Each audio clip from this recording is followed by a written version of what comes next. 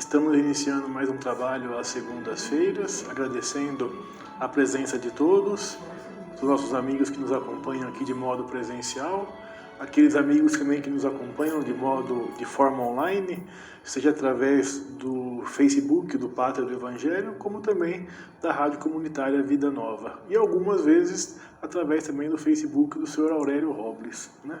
E lembrando que todas as nossas exposições, sejam elas aos domingos ou sejam elas às segunda-feiras, são depois gravadas, elas só ficam gravadas e são depois retransmitidas através do YouTube. É só colocar lá Centro Espírita Pátria do Evangelho, que tem todas as exposições lá salvas. Os nossos trabalhos são sempre feitos aos domingos, às 9 horas da manhã, através de exposição espírita e depois os passes presenciais.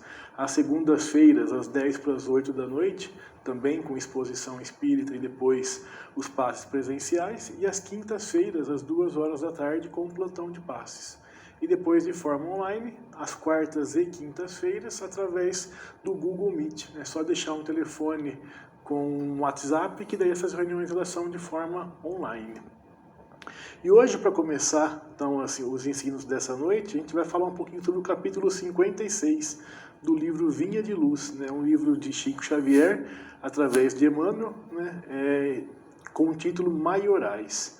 Mas antes da gente começar a exposição dessa noite, eu convidaria a todos, para onde quer que nós estejamos, e aqueles que aqui também se encontram, que possamos buscar elevar o nosso pensamento até Deus, nosso Pai, até Jesus, nosso Mestre, e agradecidos que somos por mais essa oportunidade, pela casa, pelos trabalhadores, pela espiritualidade que com certeza há tanto vem preparando esse ambiente, para que quando a gente chegasse aqui, desde o momento em que ultrapassamos os portões, até quando ultrapassamos de volta para voltar aos nossos lares, somos abençoados, energizados, envoltos nesses fluidos, nessa energia que advém do alto, que com certeza nos fará um entendimento melhor da lição dessa noite. Que possamos, Pai, buscar aqui nessa casa as respostas pelas perguntas das quais nós temos no nosso dia a dia, o alívio para o nosso sofrimento e, se for possível, a cura, principalmente a do espírito, a nossa cura moral. E assim, então, Mestre, crentes na vossa presença, pedimos a permissão para iniciarmos os estudos dessa noite. Sê conosco, e que assim seja. Então, como dito, né, o ensinamento dessa noite é lá do capítulo 56 do livro Vinha de Luz.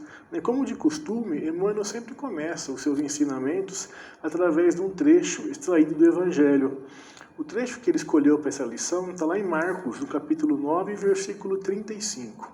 E ele fala o seguinte: E ele, assentando-se, chamou os 12 e disse-lhes, esse ele é Jesus: Se alguém quiser ser o primeiro, será o último de todos e servo de todos. Então, Jesus, naquele banquete, quando ele chama os outros para poderem ali também participar, ele já começa a falar, para o verdadeiro caminho para a nossa evolução, o caminho que a gente precisa, para conseguir sair daqui ou voltar para o plano espiritual um pouquinho melhor do que quando a gente aqui chegou, para a gente poder subir um pouquinho nessa escala evolutiva, é deixar o orgulho de lado, o egoísmo de lado, e começar a servir o seu próximo, começar a trabalhar em prol também do engrandecimento, ou da evolução daqueles que nos estão ao nosso lado.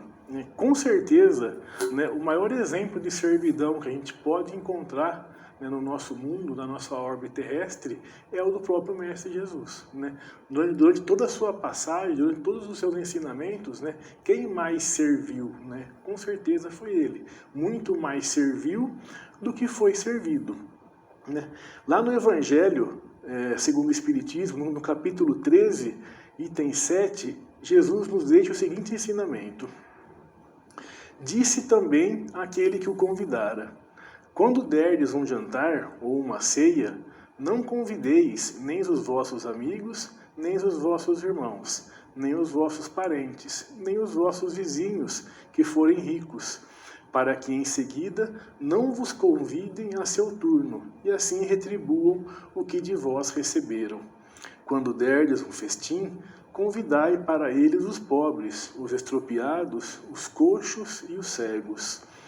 E serei ditosos por não terem eles meios de vô-lo retribuir.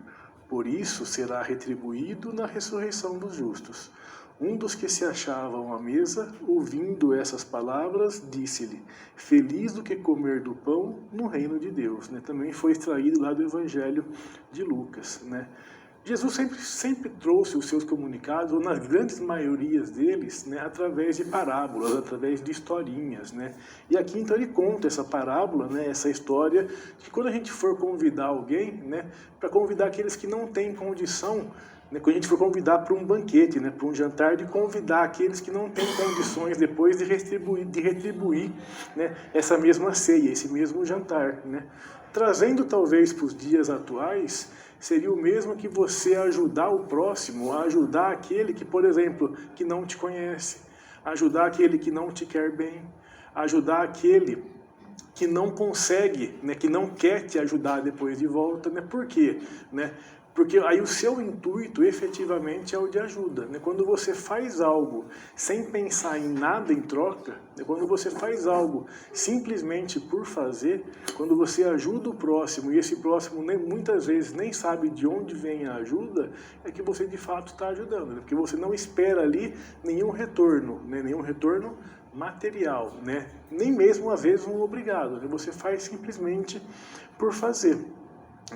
Por isso que o título dessa noite se chama Maiorais, você ser um pouco maior, mas não maior de grande, mas maior no ponto de evolução, no ponto de vista moral. Até mesmo porque, maioral, de acordo com o nosso Aurélio, mas o dicionário, ele é chefe dos pastores, ou aquele que vale mais, que mais se sobressai, o cabeça ali daquela organização, pessoa ou entidade que dirige ou está à frente de algo, e no sentido depois figurado, o maior de todos, falando-se dos animais de um rebanho. Então, quando ele fala aqui em maiorais, é maiorais no sentido de evolução, no ponto de vista moral.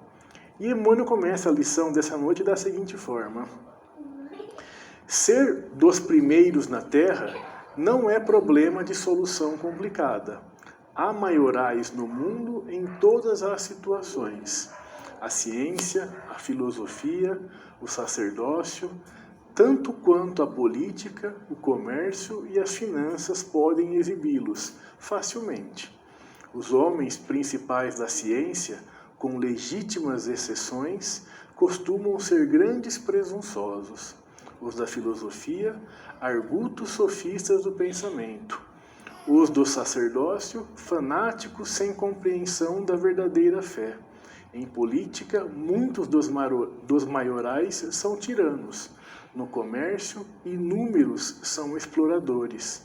E nas finanças, muitos deles não passam de associados das sombras contra os interesses coletivos.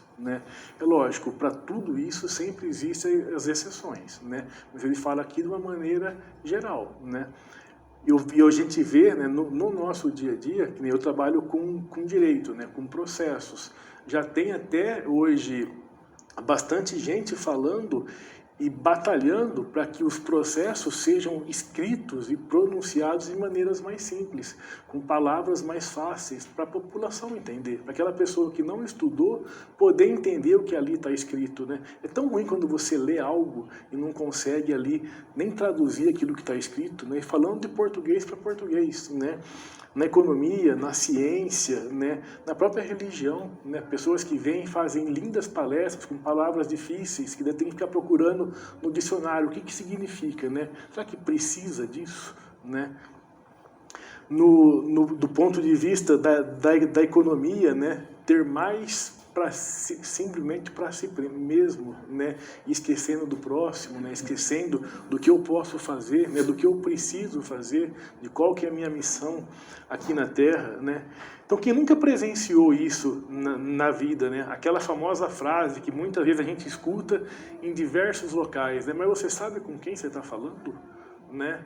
Eu sei, é com um ser humano, né? É um ser humano igual a gente, né? É um ser humano igual a cada um de nós, né? Talvez ali falte algum membro, talvez seja uma cor diferente, talvez seja de uma religião diferente, de um sexo diferente, né? De uma orientação sexual diferente, mas todos nós seres humanos, né? Depois, para quem tiver um pouquinho de curiosidade, procura no Google, né? Ou no YouTube, uma palestra do Cortella que ele fala justamente sobre isso, né?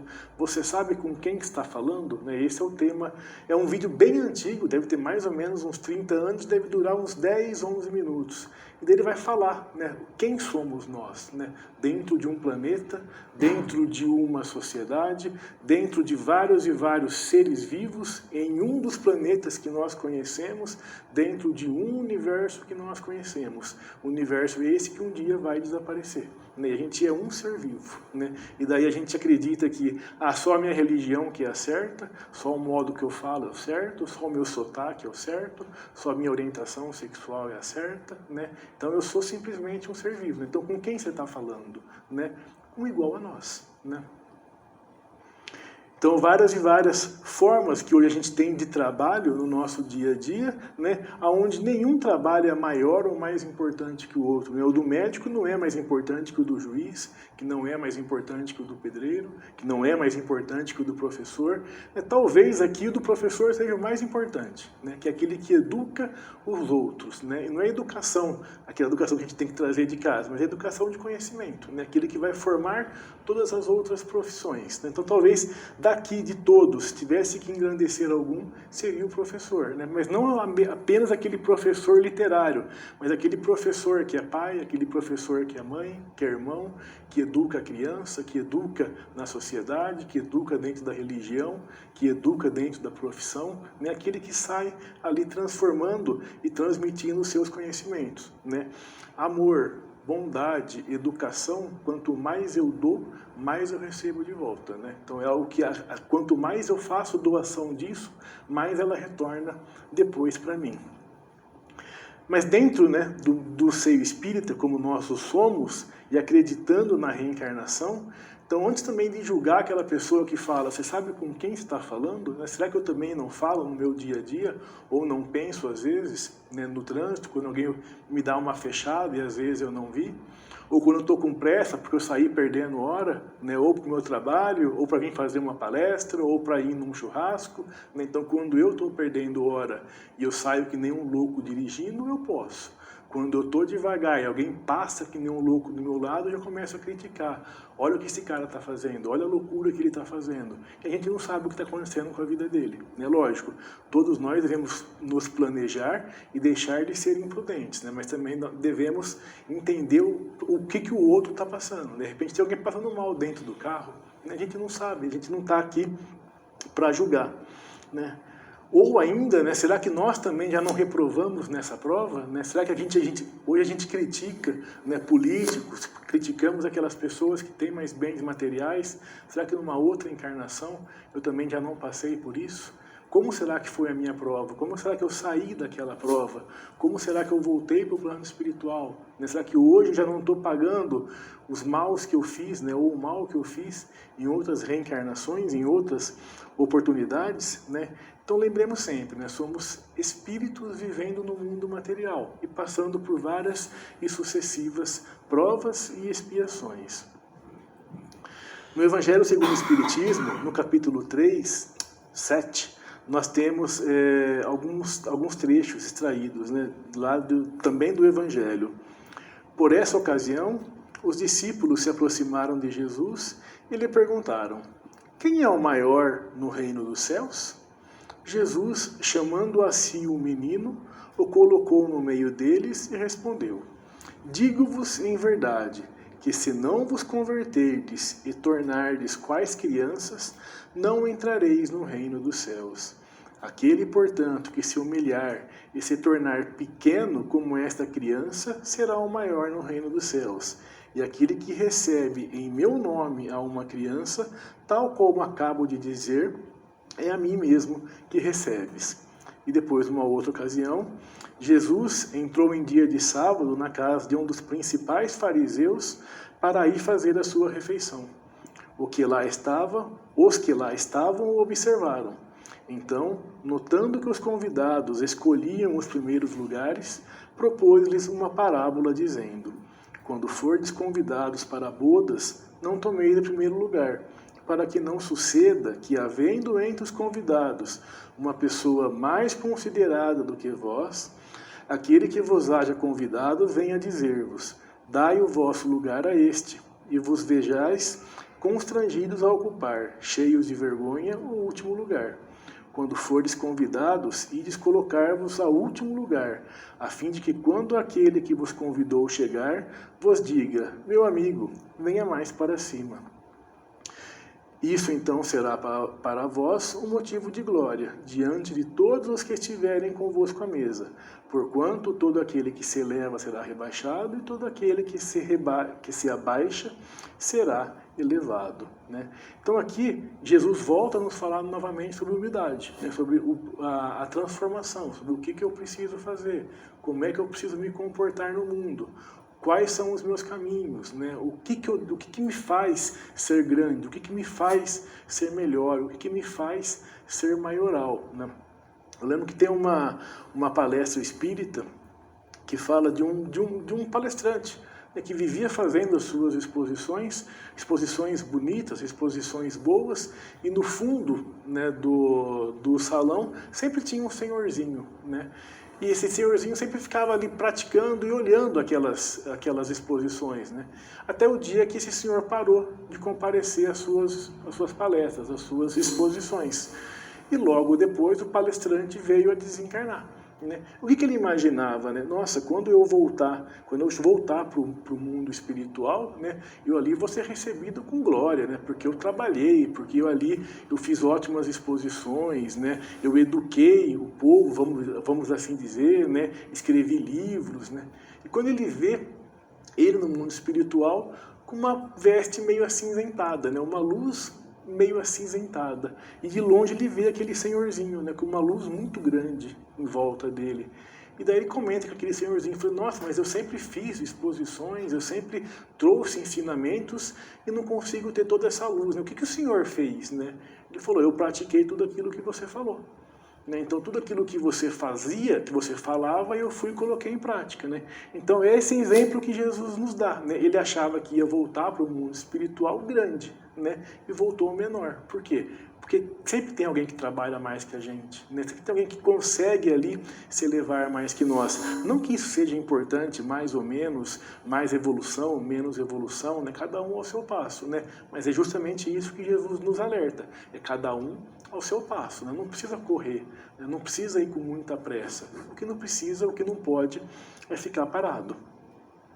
Voltando para o ensinamento da noite, Emmanuel continua: ser dos primeiros, no entanto, nas esferas de Jesus sobre a terra, não é questão de fácil acesso à criatura vulgar. Né? Então, primeiro ele fala dos maiorais entre nós, né? Pela posição, pelo status que nós ocupamos. E nas esferas de Jesus, então, já não é tão simples assim. Nos departamentos do mundo materializado, os principais devem ser os primeiros a serem servidos e contam com a obediência compulsória de todos. Né?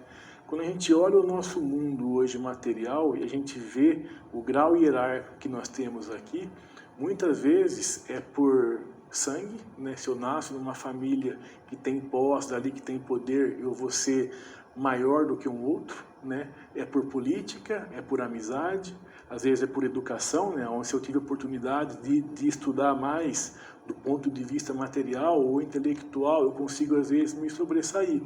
Nas esferas de Jesus, no mundo moral, né? Essa evolução, esse grau hierárquico, ele é por moral. Ele é por evolução. Pouco importa de quem eu sou filho, pouco importa de quem eu sou irmão, pouco importa o tanto que eu estudei, não importa aquilo que eu fiz, importa aquilo que eu evoluí, importa aquilo que eu trouxe de bem para o próximo. Né? Então, ser grande do ponto de vista moral é de fato ser grande, é de fato evoluir, é de fato ser moralmente maior. E daí Emmanuel traz para nós a parábola do mal rico, né? Que eu acho que bastante gente conhece, e começa mais ou menos assim: havia um homem rico que vestia púrpura e linho e se tratava magnificamente todos os dias.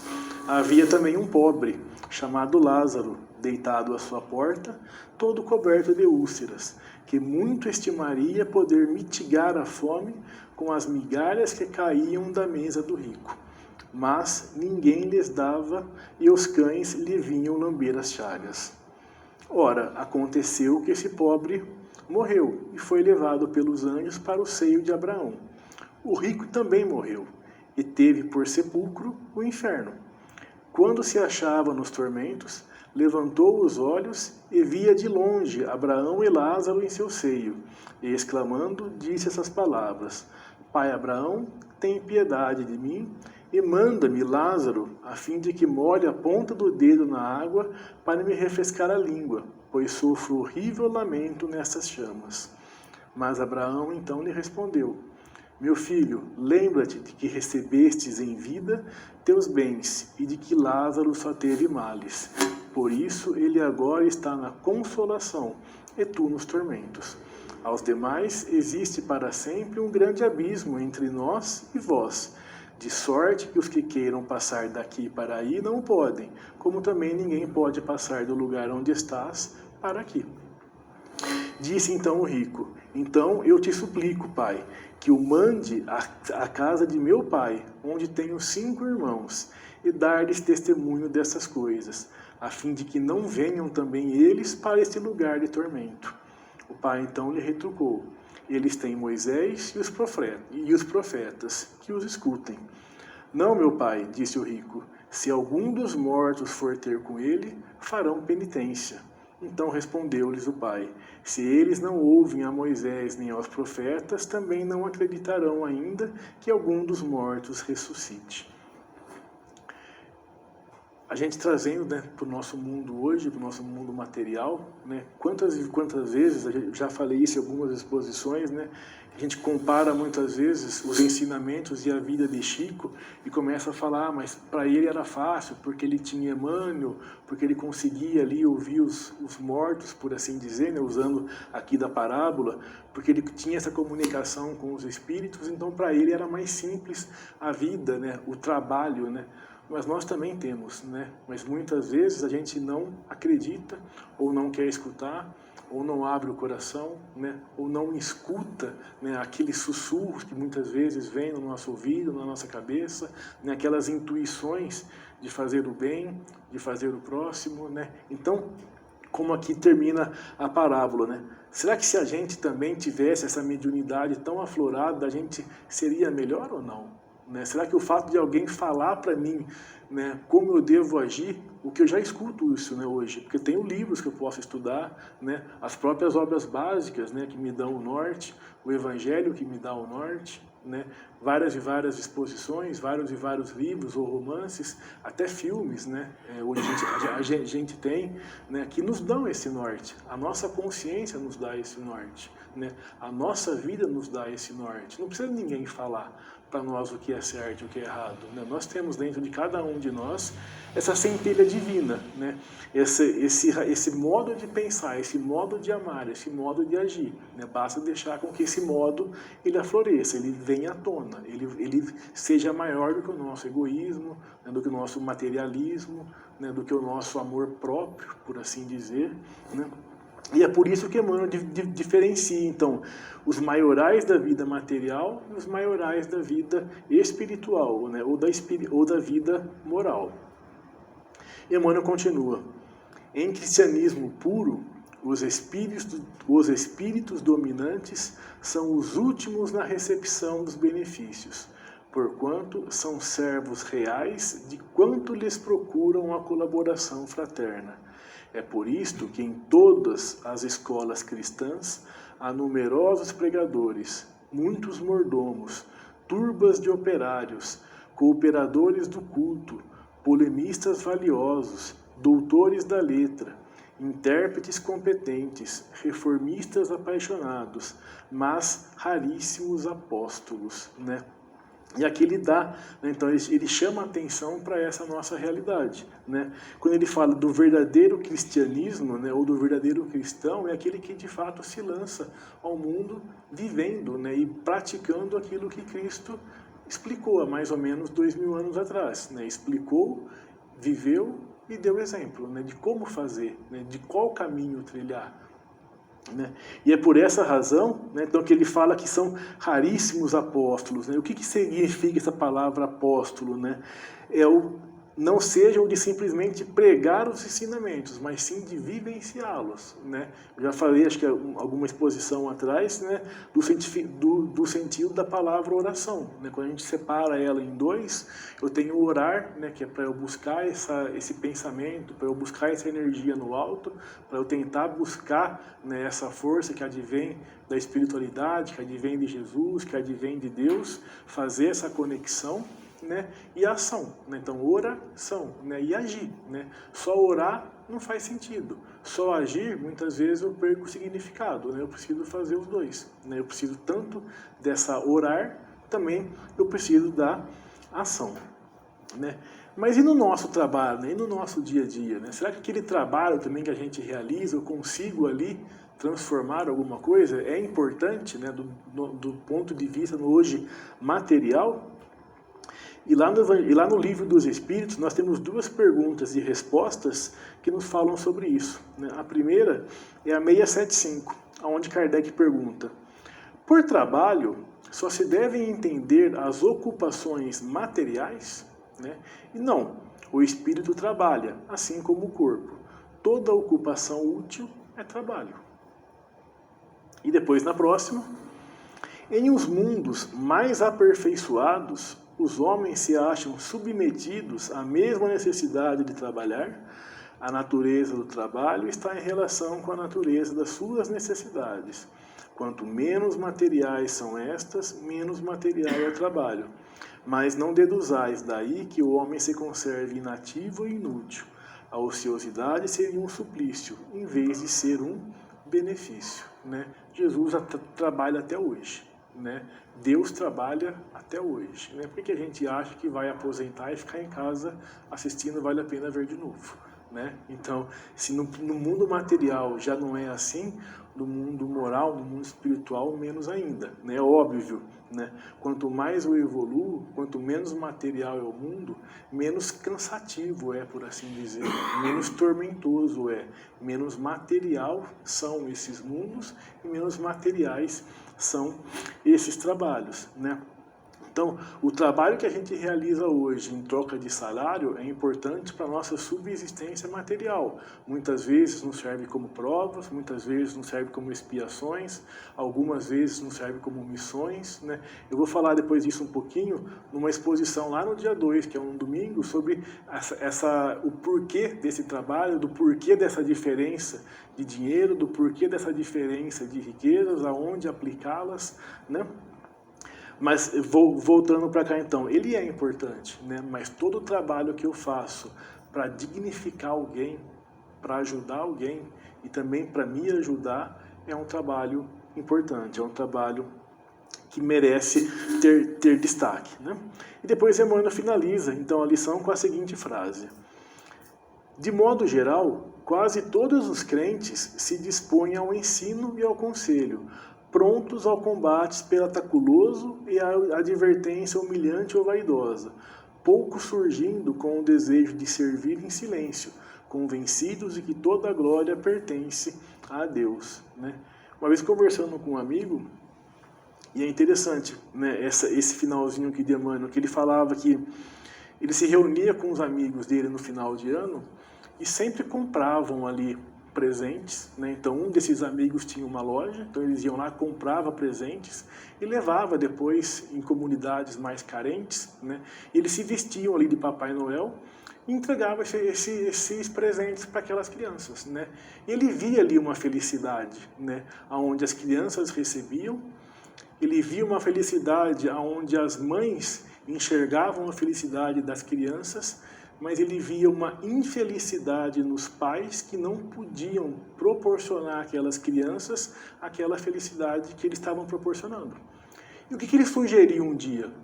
Viu? Ao invés de a gente ir lá vestido de Papai Noel e doar esses brinquedos, por que a gente não vai nessas comunidades e vende esses brinquedos para aqueles pais por preço simbólico? Por 50 centavos, R$1. E daí o pai vai pegar, ou a mãe vai pegar aquela criança, aquele brinquedo e vai entregar para o seu filho, né? Qual foi a surpresa dele? Ah, se for assim eu não vou. E por que disso, né? Mas aí o que eu vou fazer?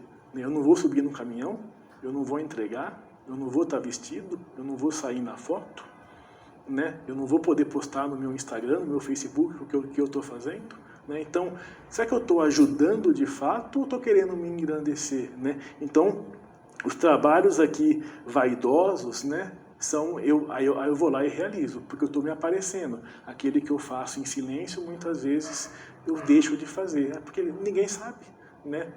Alto lá, né? Deus sabe, né? A espiritualidade sabe, e eu também sei, né? Então, tende cuidado em não praticar as boas obras diante dos homens para serem vistas, pois, do contrário, não recebereis recompensa de vosso Pai que está no céu. Assim, quando derdes esmolas, não trobenteeis, como fazem os hipócritas nas sinagogas e nas ruas, para serem louvados pelos homens. Digo-vos em verdade que eles já receberam sua recompensa.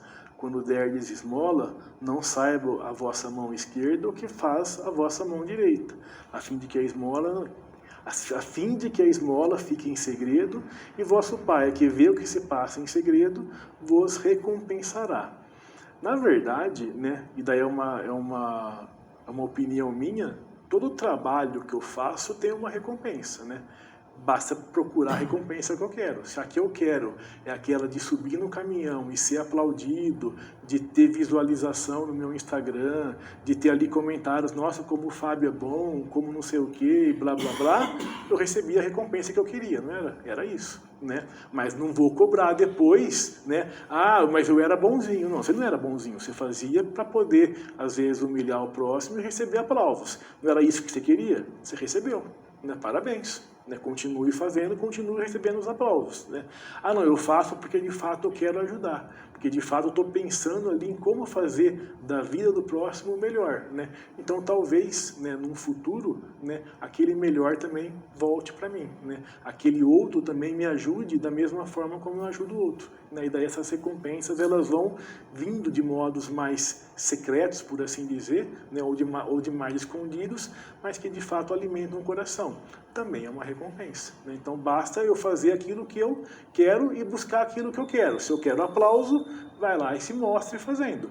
Se eu não quero aplauso, mas eu quero de fato ajudar, então segue aqui o ensinamento de Cristo, né? Então só lembrando, né, da última frase de Emmanuel ter o desejo de servir em silêncio, convencidos de que toda a glória pertence a Deus, né? E daí então, para finalizar a exposição dessa noite, né, uma frase do nosso Chico, onde ele fala o seguinte: que eu jamais me esqueça que Deus me ama infinitamente, que um pequeno grão de alegria e esperança dentro de cada um é capaz de mudar e transformar qualquer coisa, pois a vida é construída nos sonhos e concretizada no amor, né? Então, uma frase aqui de Chico para a gente poder já ir se preparando para os passes, né? Então, agradecendo mais uma vez a presença de todos, também dos nossos companheiros de modo online e aqueles que aqui estão presentes. A gente convida agora então os médios passistas para tomarem a câmera de passe e depois a gente retorna para o salão para a prece de encerramento, né? Mais uma vez, obrigado a todos, por enquanto.